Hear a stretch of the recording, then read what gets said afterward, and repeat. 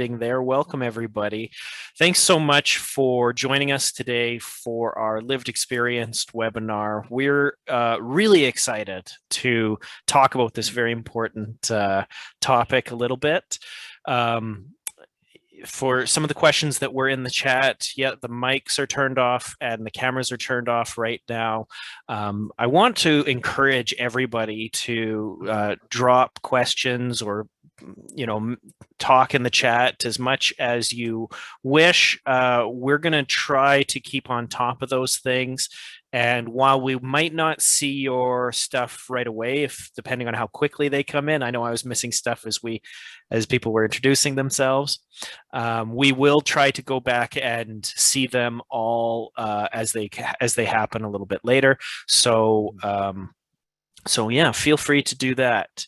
As people join us, I'm just going to start to share again. And maybe you should let them know who we are. Yeah, we'll get there. We'll get there. We are this webinar is put on by the Canadian Alliance to End Homelessness, which does a whole bunch of stuff, which includes the National Conference on Ending Homelessness. The Built for Zero Canada is done through the Canadian Alliance, training and technical assistance, who are my peeps, and that's who I work with. The Allied Networks, which includes the Canadian Lived Experience Leadership Network, and various advocacy that we do at provincial and federal policy changes. Our mission is helping communities and organizations end homelessness with expert training and technical assistance. That's what the TTA is about. And let's talk about the presenters. First of all, look how good Al looks in this picture. Isn't that a great picture of Al? He was so concerned about this picture. So if you want to drop in the chat and just tell him how great he looks, that would be phenomenal. But let me introduce you to Al. After losing a six-figure income, Al found himself on the streets of Winnipeg, unable to handle the trauma of losing his professional career due to unchecked clinical depression. He was refused help by the healthcare system and attempted a suicidal bridge jump.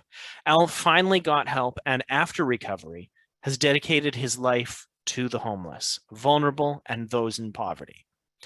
Al is the director and founder of No Fixed Address, which includes lived experience-led housing, lived experience leadership programming and training, and anti-poverty programming and funding. Al is the co-chair of the Canadian Lived Experience Leadership Network and works with all three orders of government on reducing homelessness and poverty. As vice chair of the Community Advisory Board in Winnipeg, his fingers on the pulse of the homeless sector and is a constant advocate through many other boards and committees. Al is currently working with the federal government in bringing the voice of lived experience to the national housing strategy with a concise project and mandate.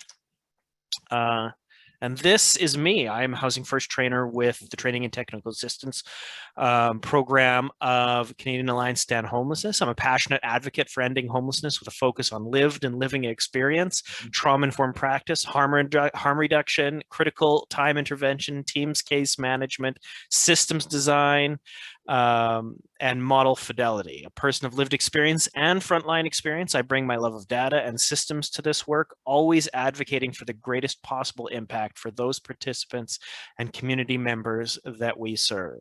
I strive to always remember the perspective and carry forward the voice of people of lived experience in everything that I do, while continuing to champion the importance of model fidelity and evidence-based practice. In this, I believe that data is really just a story told about people, and outcomes are just another word for impacting lives. Thank you, Gwen. We'll go to our land acknowledgement. We're coming to you from both Edmonton and Winnipeg. I'm in Edmonton and Al is in Winnipeg. Edmonton, Alberta is on Treaty 6 territory, the ancestral traditional territory of the Cree, Dene, Blackfoot, Saulteaux, Nakota Sioux, as well as the Métis. Winnipeg, Manitoba is located on the original lands of the Anishinaabe. Thank you. Cree, OG Cree, Dakota, and Dene peoples, and the homeland of the Métis Nation. All right, so I'm going to open this up. Yeah, the presentation slides can be made available. Absolutely, that is not a problem at all. Good. Good. And I'm seeing in the chat that many people are saying that Al looks phenomenal. So that is great. I love Well, that. thank you, folks. Just wondering if you need maybe eye tests or something. Don't be modest. You look great. All right. So let's start talking about the why of lived experience, or using lived experience within the work that we do regarding homelessness. And I'm going to start with nihil de nobis sine nobis.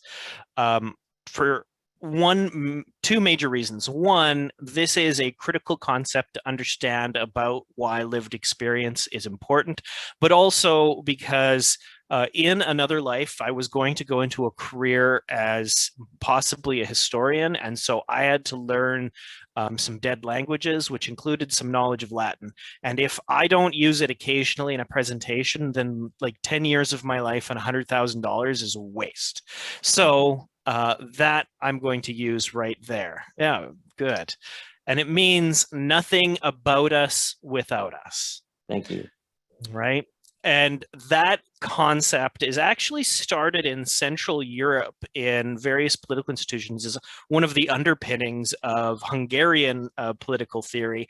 But it has become, since the 90s, associated with any group that is either marginalized or otherwise has been ill-served by whatever service is meant to help them, and to demonstrate that the only path forward is to involve those folks in the work that's being done.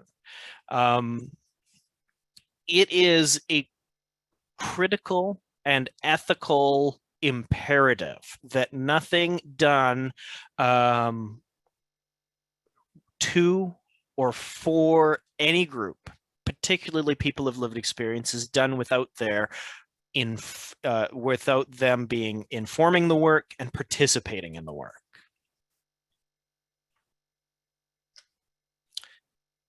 See, consumers of services are the primary sources of information regarding whether an intervention works, right? And we know this. We know this to be true. This is why consumer satisfaction surveys have been a thing within the retail sector forever. This is why Facebook is stealing all of your data. And recently, by the way, 500 million of us had our data lost and leaked onto line, and we will not even be able to know which one of us were affected, right?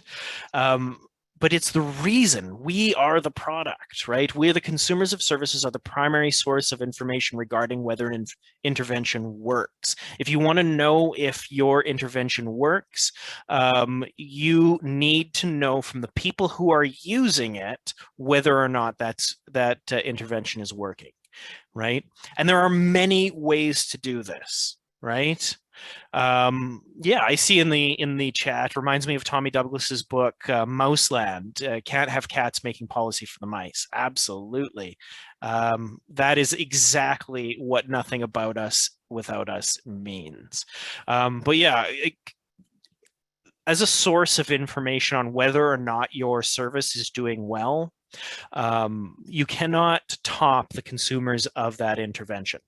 Now, this can be very scary, right? And I want to recognize that because we in the homeless sector do very difficult work, right? And that very difficult work is should be lauded, and it should be recognized at how difficult it is. And after pouring your heart and soul, your blood, sweat, and tears into that work, it can sometimes feel devastating to hear that it's not what people are asking for. But I'm going to challenge you. That is so necessary. That is so critical to what we need to do. It's about recognizing our perspectives and privilege, right? I cannot tell you how many times I've been in meetings as a single person of lived experience in that meeting, and had conversations about homeless people where people in that meeting were talking about the things that they would do to help people. And over and over again, I've just asked questions. Did you ask them what they needed? Or people have said things from their perspective that just don't make sense to people experiencing homelessness, right? They're not realistic for their lives, and it's difficult for people in that place that haven't experienced homelessness, don't have that lived expertise, which is some of the language that's shifting a little bit right now from lived experience to lived expertise, but they don't understand from their perspective and point of privilege to how these things might impact people's lives. And of course, I see Andy typing into the chat. Often it does fall on deaf ears and can be extremely frustrating for people of lived experience, certainly. Al and I were swapping stories before this began of instances. I related to Al a time where I was in a meeting and I was presenting a model to a group of people, and everyone was very excited about this very evidence-based model until somebody asked me about my lived experience. And when I affirmed that, yes, I was a person of lived experience, I watched their faces and you could watch their estimation of me drop. Right? And suddenly the model wasn't that good anymore. Literally seconds before, I'd been very smart and compelling. What changed? Also, this leads to better outcomes, right? This leads to better outcomes insofar as if you want to help people, you need to know how they need to be helped, right? And if the help that you're trying to give them today is actually effective. I see also in the chat that a comment that's saying Sam Tsambaris, when asked how they determined priority into housing and what people needed when supporting them in housing, he responded, "We talked to them." So good, so good. And it leads to lower staff burnout, right? How many organizations or agencies or frontline staff have had the situation where over and over and over again, you're chasing down your clients in order to try to get them to do the thing that you need them to do?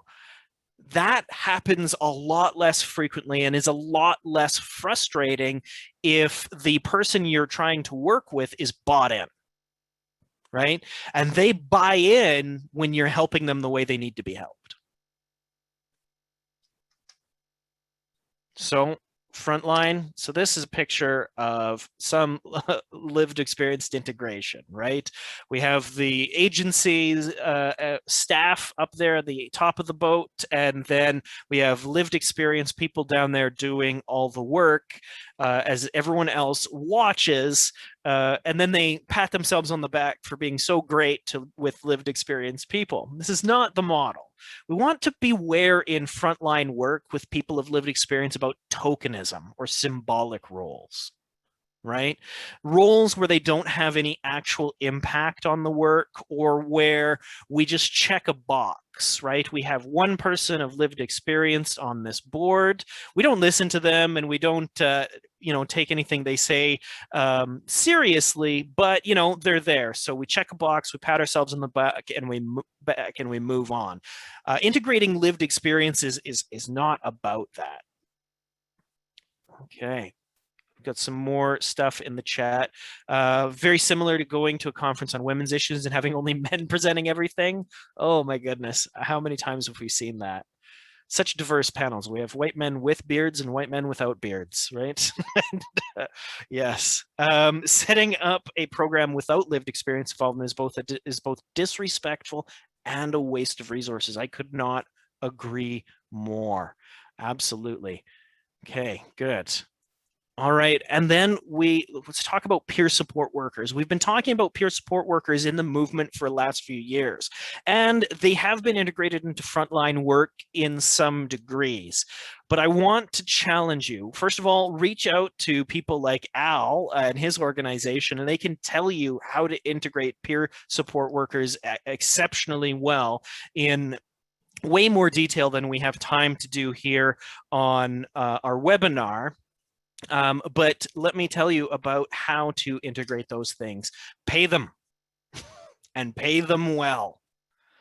I cannot tell you the amount of times I've looked at a organization or a system where we have a group of people all working with it, particularly with an assertive community treatment program where we have physical or occupational therapists and maybe psychiatric nurses and all kinds of really brilliant people all working together to support people experiencing homelessness. And they go ahead and they decide to hire they go ahead and decide to hire someone to be their peer support worker, and they pay them peanuts, especially peanuts in comparison to what everyone else on the team gets.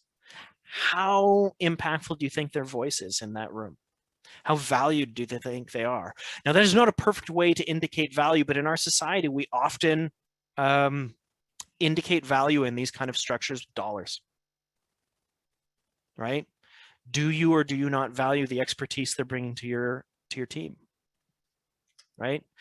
And when integrating peer support workers, I've long been an advocate for incorporating additional funding for skills training for the person of lived experience. Often a person of lived experience will come into an organization and want to give their lived expertise, but they won't have some of the other components that will make them effective in case manager or intensive case managing roles or any other these other kinds of roles in the same way that somebody from another background might have. And so providing additional funding for ongoing training for those people is really, really critical to ensure that as time goes on, they get better and better and better, because there needs to be clear role expectations of that person of lived experience, right?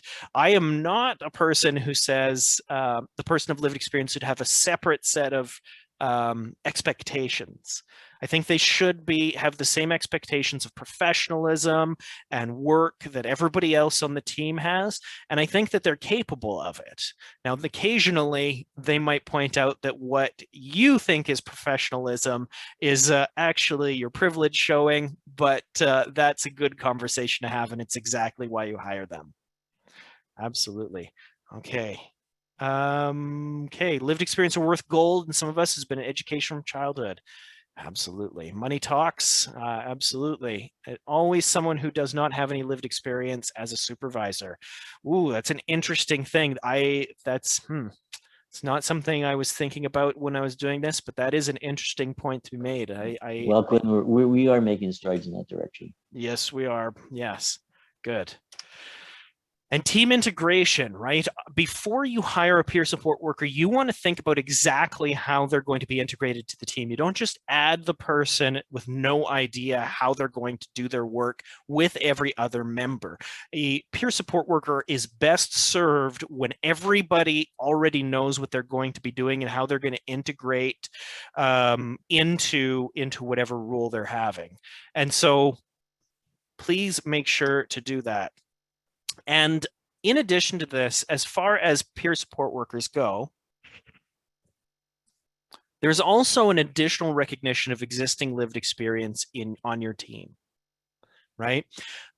People of lived experience are drawn to the sectors that work with people just like them, right? And that's natural. Most of us are drawn to something that's impactful for us for various life reasons. And so there are likely people on your team today that have lived experience. They just may not be out, right? And if they're not out, you have to ask a question of why they don't feel safe to be out on those issues, right? Okay, what about advisory? We want to encourage care with spokespeople, media speakers. There's some people within the lived experience community that talk about organizations should never use people of lived experience as spokespeople.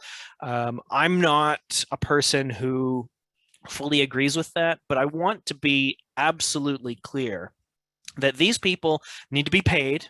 They need to be paid well, right? And these people should be treated with a trauma-informed lens, which might mean that a person who tells you they're okay with telling their story and tells you they're okay on the day that they're telling their story, then tells their story, and then a week later calls you and says, I'm a mess. And you need to have a plan for when that happens, right? And resources. Because no one can control when discussing things that might be traumatic on what is going to trigger symptoms of a trauma response. There's no way to predict it. You can think you're going to be perfectly fine, and then something happened. Paid and cash is best if you have them in any advisory role, which might include being on all kinds of components. But paid and cash is best. Food, transportation, and childcare help.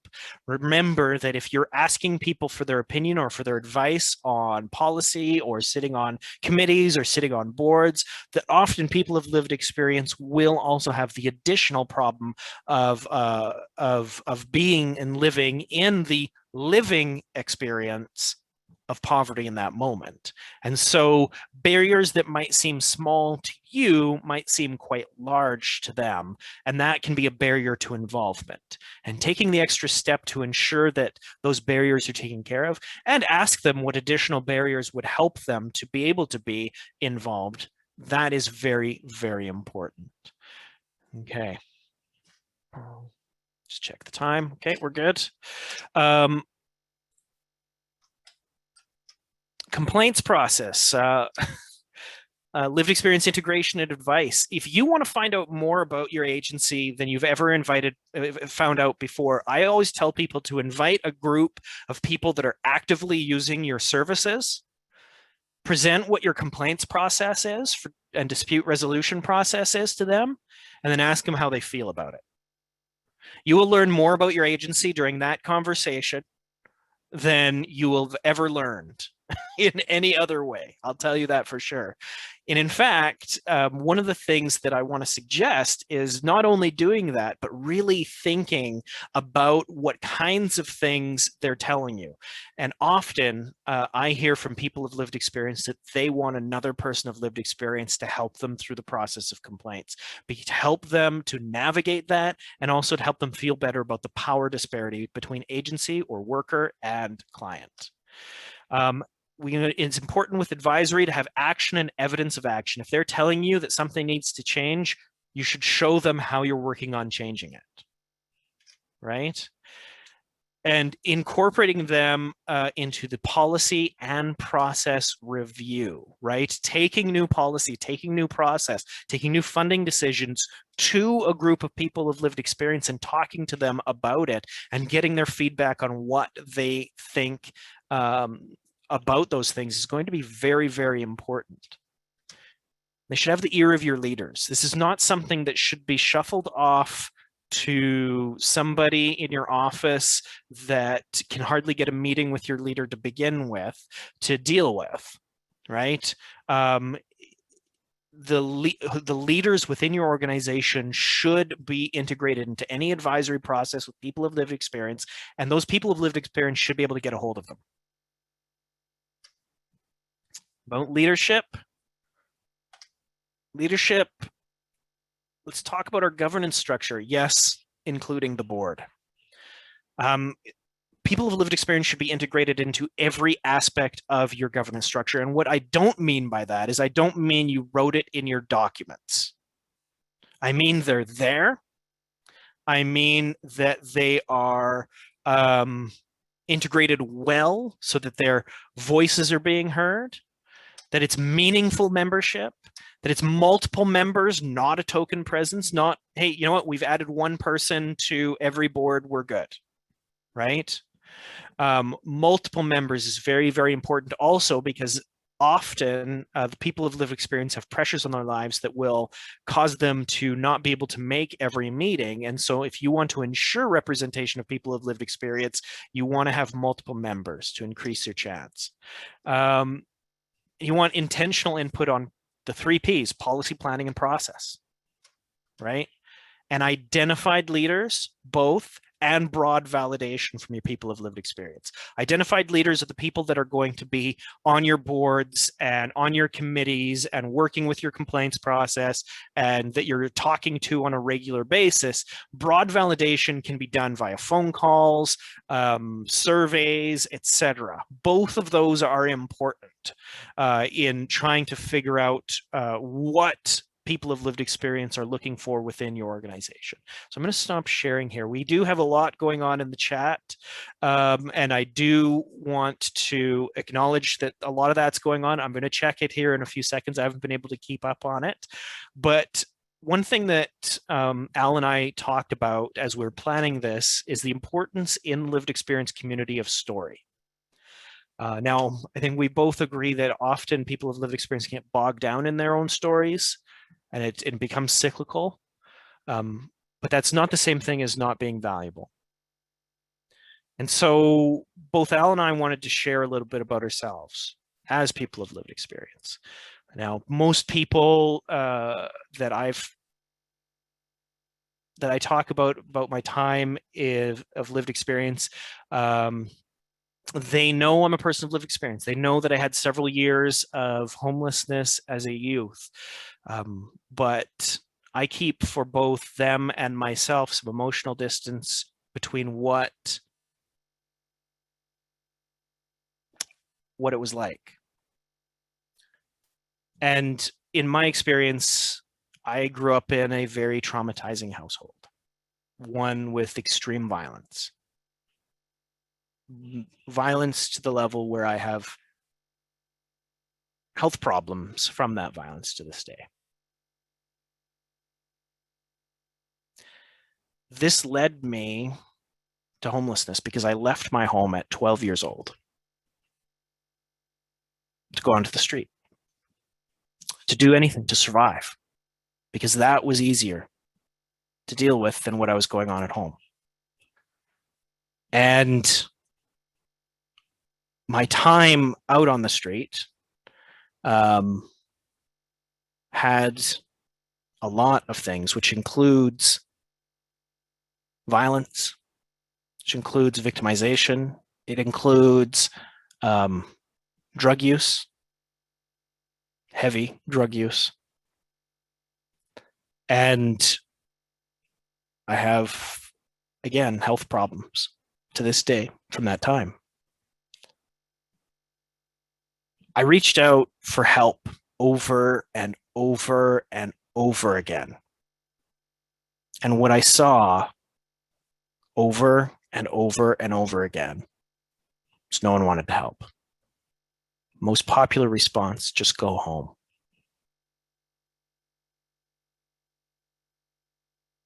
To this day, I can't hear about the kids' helpline without getting angry.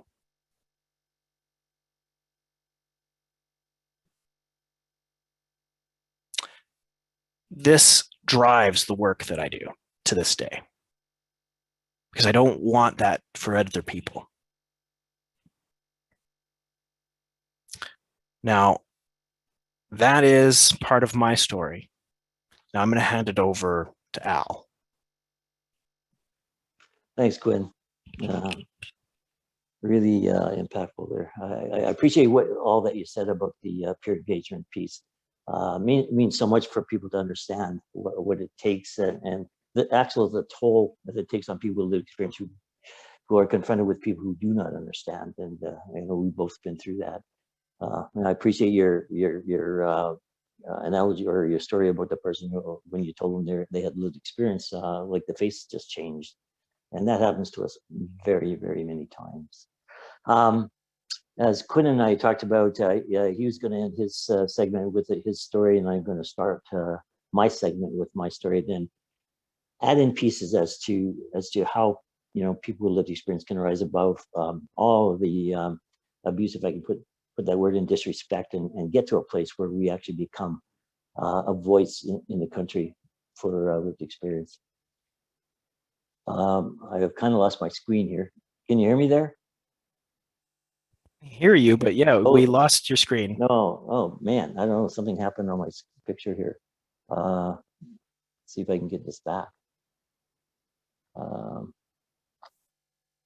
Hmm. We'll take a second to do that. I'm just going to look through Yeah. the chat really quick while I do see that there's some questions that come in for the question and answer stuff. We will try to address that a little bit later. So thank you for adding your questions there. I got it. I think I got it. There you go. And Okay. I am looking through the chat, and so we are reading those. Good. And we're back. Are we see and hear me well? No, perfect. Thank you so much. Anyway, folks, thanks for putting up with that. November 6th, 2009, my life changed forever. I was a really highly paid advertising executive, and loved my job. My job was my life. My life was my job, and that was my problem. I had no extra. I had no nothing except my job. I had no balance in my life, and I was also suffering from clinical depression. And I heard 6 months before I was going to lose my job that was actually going to happen. And November 6th was the day that I circled on my calendar. I overheard a conversation that was denied by everybody. But a month before, I was called into the office and said, well, we got to let you go. I'd been breaking records, in sales that year. Was at the end of the 2008, 2009 recession, or 2009, 2010 recession. And but nothing I could do would change their minds. I ended up getting let go on November 6th, and I was unable to handle the trauma of losing that job, and made a cross country trip, and spent roughly $30,000 during that period of time, trying to spend my way out of my depression. But of course, nothing helped. I ended up back in Winnipeg on Christmas Day, being the worst day of the year for me. I had no friends, no family. My friends were my workplace comrades, and I had no family to speak of. My sister was in Toulon, and we were barely talking. I was a lone person in the world, and soon the gravity of the situation and the trauma really began to eat me up. I couldn't handle the trauma of losing my identity. I decided, and my suicidal tendencies got large. My ideation became all-consuming, and I walked away from my apartment, $8,000 worth of furniture, all kinds of stuff a single guy would have. I sold my Mercedes and walked out of my apartment and walked across the street to a hotel and lived there for a month. But my suicidal ideation got deeper and deeper and deeper, and became pretty much unbearable. And I could have sold everything in my apartment, but I just let it go, and I could have used the extra $8,000, but I didn't, simply because I wasn't of sound mind, and it was simply, thinking about ending my life. I walked away from the hotel, and with the idea that I would be homeless, and because it was a very cold winter, and I might die of hypothermia in one night or 2 nights maybe. I found myself a piece of junk car in auto wrecking yard, and plunked myself down there, and it became my home. Actually, I prayed that night and every night following that I said, God, just don't let me wake up in the morning. I do not want to be here. This is a horrible place to be in, and I can't live here anymore. No calls were answered, and to this I couldn't figure out why. Many nights it was -30, -40, but I woke up and some numb fingers and hands and things. But to make a long story short, at the end of about 14 months, I became really critically ill. I contracted pneumonia. My depression got worse. Suffering from diabetes as well as depression really played into my mental health, and I could hardly walk anymore. And so I decided to go to a hospital, and I was 2 blocks up the street, and I did that. And when the triage nurse heard, she asked me where I lived, and I said, well, I don't have an address, and I'm homeless. And she said, oh, I have no fixed address. And that's is the name of my organization right now and my radio show, thanks to that triage nurse. But as soon as I said that, her attitude changed, and that night I got released without getting help, and 2 more nights within 2 weeks I got released without getting help.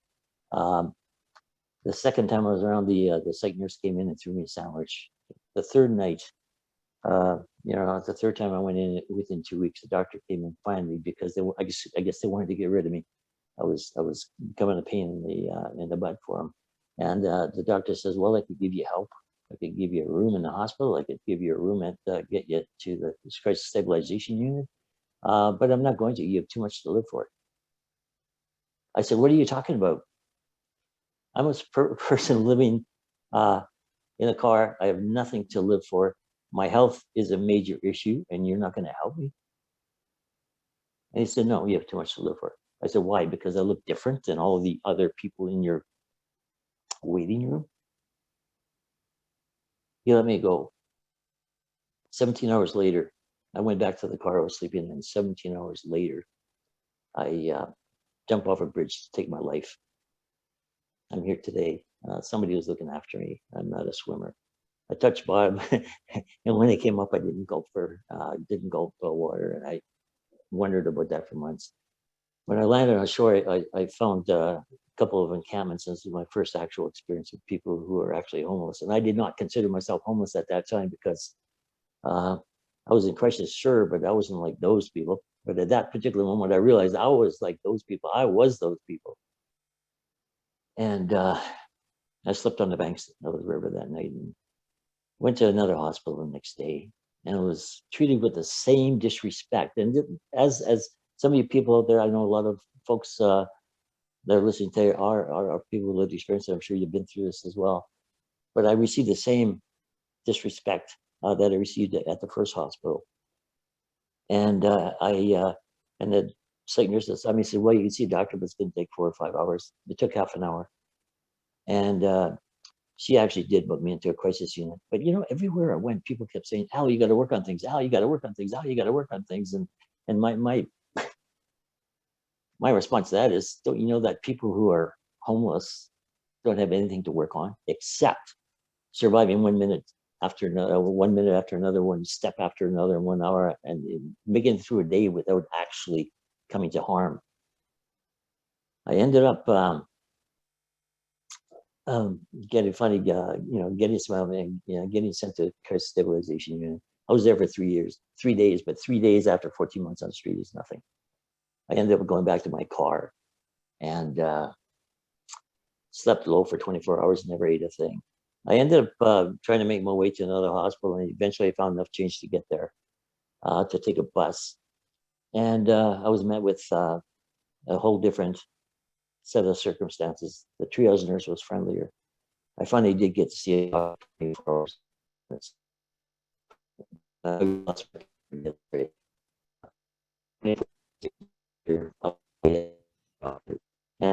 Al, you're starting to break up a little bit. Can you still hear us?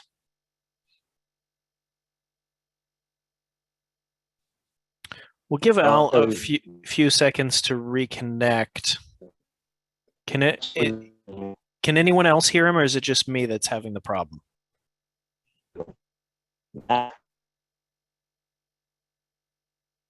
Same issue. Okay, it's breaking up. Al, yeah, you're still breaking up. We can't hear you right now. So I'm just gonna, while you're figuring that out, I'm just gonna try to look at some of the stuff. Yeah, he got dropped out of the call. Maybe he'll return. Here we go. So I got some questions here. One is, hey, Quinn and Al, we've been struggling with the fact that few of the 47 people have lived experience. Very few of the 47 people have lived experience of not having a home that we consulted think coordinated access is a good idea. They have many other great ideas about solving homelessness in our community that they would prefer the funding to go to, but our coordinated access funding must go to creating coordinated access system. Yes, we can make decisions on many details of how we do this coordinated access, but there are required elements that need to be there, and many people with lived expertise don't support. Thoughts? Al, we're having trouble hearing you right now still. I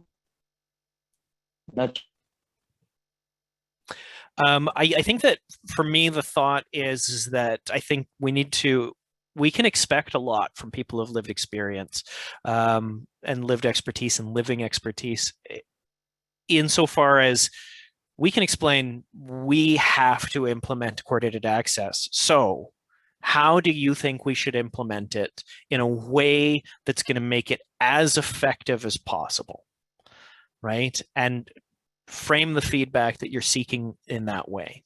And then actually take action on what that would look like, right? That is certainly something that can be done. I have another question here. It's committees that are primarily filled with service providers that want the expertise of those with lived experience. Who should be paying these folks? No agency on the committee wants to give up funds to pay the people with the knowledge they want from them. Who does the responsibility fall on to? Well, first of all, they obviously have shown how much they value what they're looking for. So I'm not, if you're not willing to pay people of lived experience to come to your committee and share of their important perspectives with you, so that it's not tokenism and it's not just checking a box and it's not a symbolic role, but rather it is something that is going to create meaningful impact for the people that you're serving, don't invite them. Right? If no one's willing to pay, you've already told them exactly how valued their opinion's going to be when they come here. Can you see me now? We cannot see you, but I can hear you. Well, maybe we'll have to settle for that. Okay. Oh, there we are. There we are. Fantastic. Right. Sorry about that. I don't know what happened. We just lost a connection here in the building or something. I don't know. No problem, Al. We got about 8 minutes left. Okay. Yeah. So I'll quickly finish up. I'm sorry it got interrupted.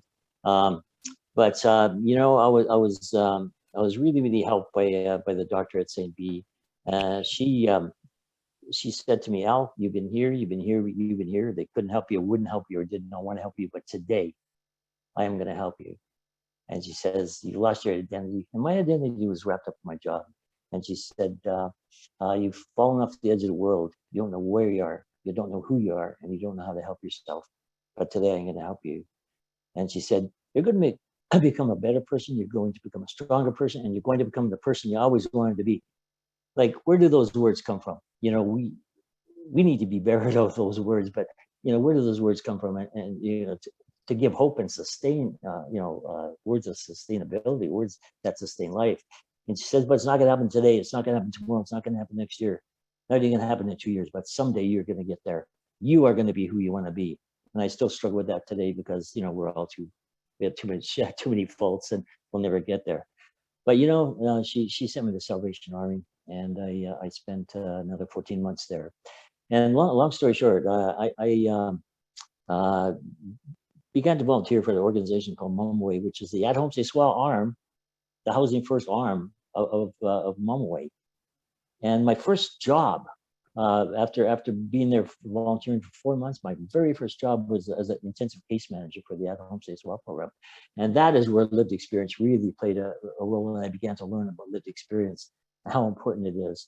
After 2 years of being away from Salvation Army, I picked up 10 people that I knew from Salvation Army. And I knocked into the door and I said, by the way, I'm your new intensive case manager. And they said, yeah, sure. And everybody had a good laugh at that. Because last time they saw me, I was on Main Street in Higgins with them outside Salvation Army, jostling in line for food and all of that. They knew I'd been there. They knew I'd been on the streets, and they trusted me. I did not have to say a word sometimes during my meetings with them.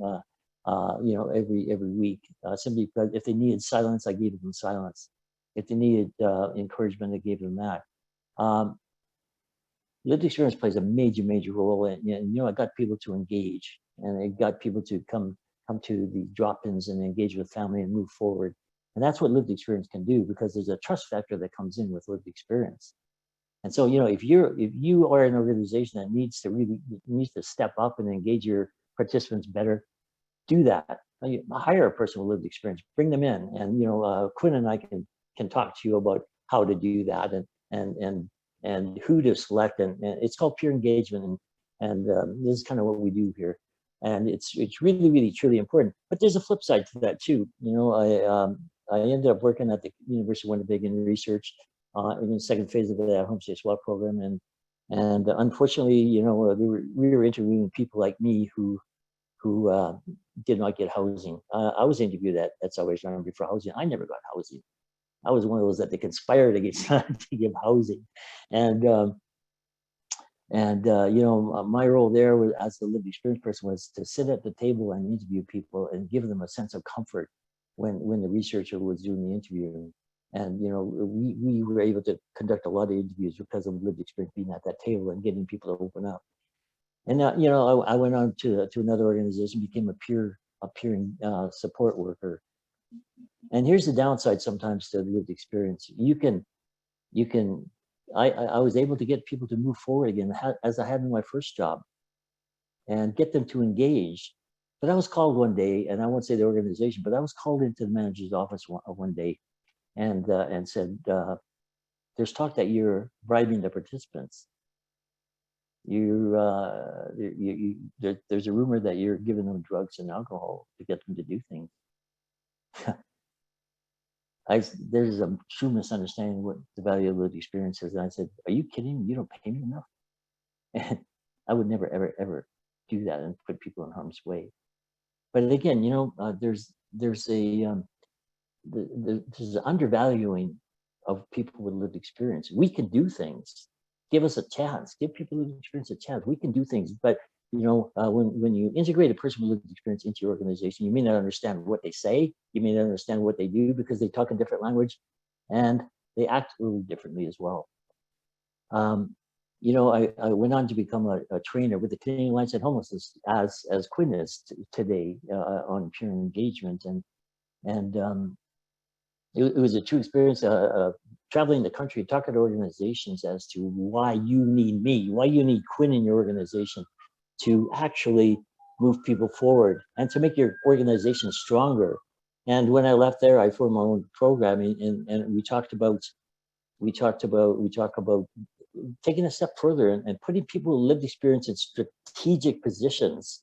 I've had many conversations with Adam Vaughan, the parliamentary secretary in Ottawa, and he said to me many times, you know, we're not going to change the landscape of the homeless sector, homeless problem in Canada, unless we engage people with lived experience and have people with lived experience at the very top tables, you know, and have their voice listened to, you know, and that is so. Too, you know, what have we done? What have we done in all these years except increase homelessness?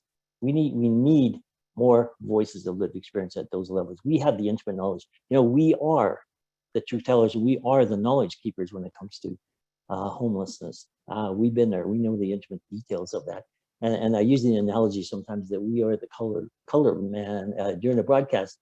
When you're watching a sporting event like a baseball game, a football game, basketball, any sporting event, the commentator will call the game as he sees it.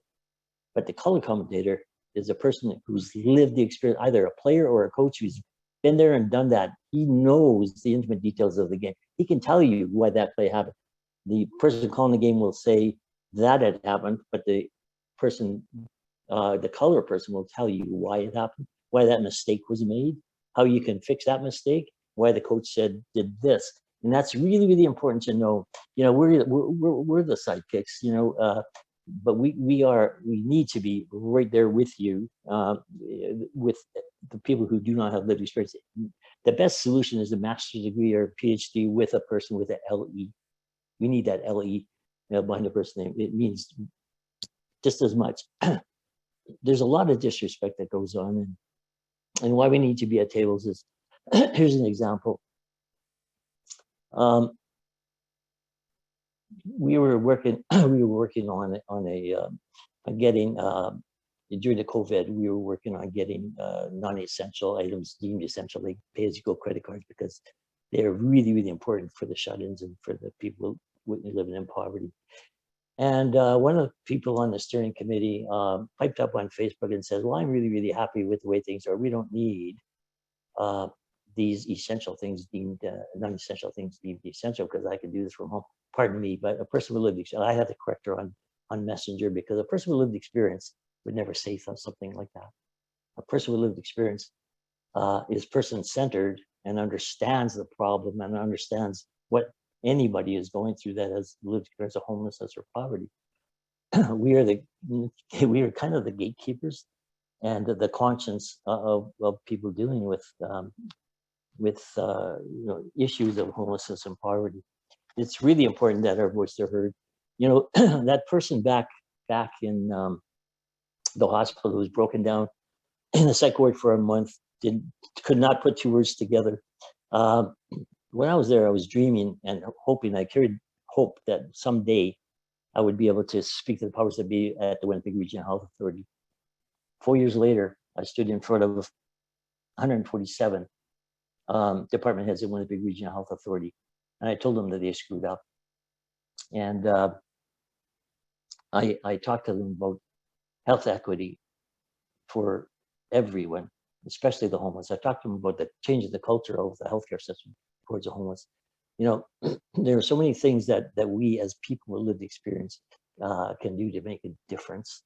And today, I know we're short on time. I'm just kind of really skipping through, but today the federal government has taken a one step forward, and this is a huge step for lived experience. The government is really serious about, or more serious now than they ever have been about ending homelessness. And they have contracted us to call together and pull together lived experience voices from across the country. Get this, the federal government is calling on lived experience people to gather other lived experience people from across the country to form an advisory board, to form ad hoc committees, and to bring those things together to inform the government on the national housing strategy. Like, how wonderful is that? We are seeing things happen to get there. But along the way, we're finally at this point right here. But it's taken forever. It's taken abuse. It's taken tokenism, like Quinn was talking about. It's taken verbal abuse. I can say at the Canadian Alliance on the Homelessness Conference in 2017, I had to fight to get people lived experience proper honorariums for the conference. It took me 10 months to get that done, and we finally got that done.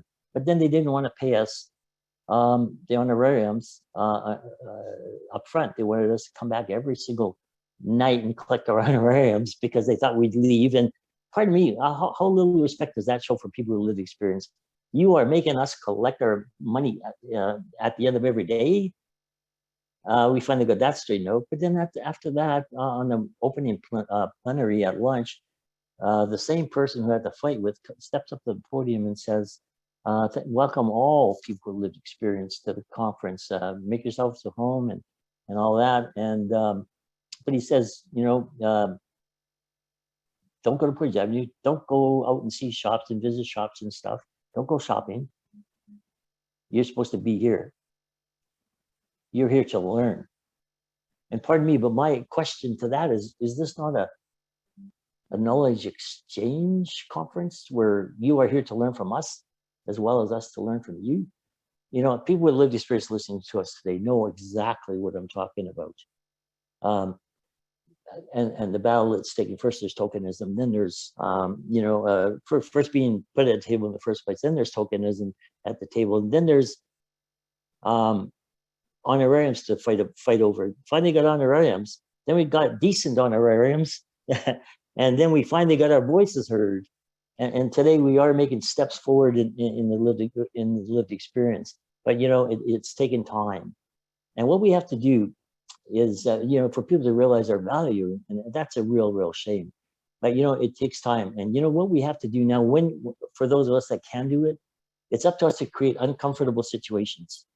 We need to create uncomfortable situations to draw attention to the subject that we want to talk about, to draw attention to our value. We need to say, this is what happens. I've had to berate the mayor of our city for noisy meters under bridges when the city made a stupid mistake by putting noisy meters on the bridge so people who are in camps could not camp there.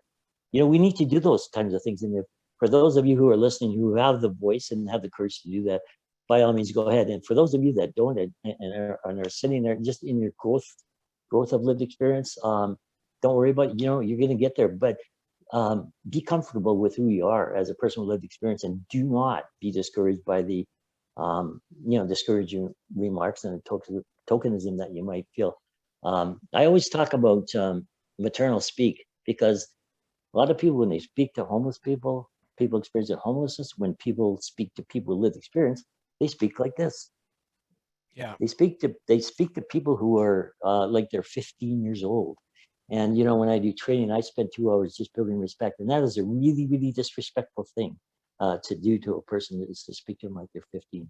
I speak to the premier the same way as I'll speak to a brother on the street. It's up to us to really, and if you're not a person with lived experience listening right now, please bear that in mind. If you understand anything and listen, remember anything of what I'm saying, think about that one, because it's really, really important. It took me 6 years to get over to get to the point where, yeah, we're done. All right, we'll close this off. It's taken me 6 years to get to the point where I had the courage enough to actually speak at meetings. But everybody has their own time. Be comfortable with where you are, and when you do find the strength and the courage to actually speak up and create a comfortable situation to make a point on lived experience and to bring our value, please do that. But we are all peers in this world. We are not lesser than, and people like to think of us as something lesser than because we've lost something on the street. But in all honesty, we bring the strength of will and spirit and the wisdom of life on the street with us. So folks, take care, and I do thank you for allowing Quinn and I to speak to all of you today, and for listening to the voice of lived experience today. And I'm sorry for the interruption earlier. No problem, Al. So there's just tons of stuff that's been happening in the chat, and I haven't been able to catch it all. I think one of the things somebody asked, what do you think of people in peer support roles who don't have lived experience taking those roles? Al, do you have any thoughts? Repeat that again, please. So people, somebody asked about people who take peer support roles but don't have any lived experience, get hired as peer support workers. Yes. Really find somebody to support you. Find another person with lived experience to support you. When I first took my job after 2.5 years of recovery, I wasn't ready for it, but it was a job. And it was a job looking after people. So how could I say no? I learned from that experience. That experience gave me a good foundation to where I am today. Take the position. Acknowledge that you're not ready for it. What's really, really important is to have a director that will debrief you every single day and talk to you, and make sure your director or your manager has an open door policy with you. I preach on open door policies with managers. Lean on your manager. Lean on your coworkers. Your coworkers may not understand what you're going through, but your manager might. But I was, when my first job, I was debriefed every single night. I could not go home without talking for half an hour to my director, even though I was starving and wanted to go home. She would make me talk every single day, every single night to her about what happened, whether we had a bad day or a good day. Lean on those people. Great. Now, I do see that there are a couple of questions there, but we do have to wrap up. So I am going to launch a poll that I want people to answer if possible. So it should have popped up on your screen. If folks could answer these questions, that would be really phenomenal and really help us in the future. Also, I do want to mention that on the 20th, we have another webinar about lived experience. And in that particular webinar, it's going to be it's a community of practice style webinar. So there'll be more individuals together, people of lived experience, who will be available for answering questions and for engaging with you about any of your thoughts. So any questions that you had for us today that we didn't get to because we ran out of time, please hold on to them and bring them to the one on the 20th. And you can sign up for that right away if you haven't already. Okay. Good. Good.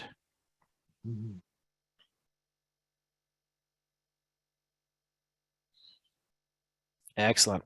Excellent. So we have a lot of people answering.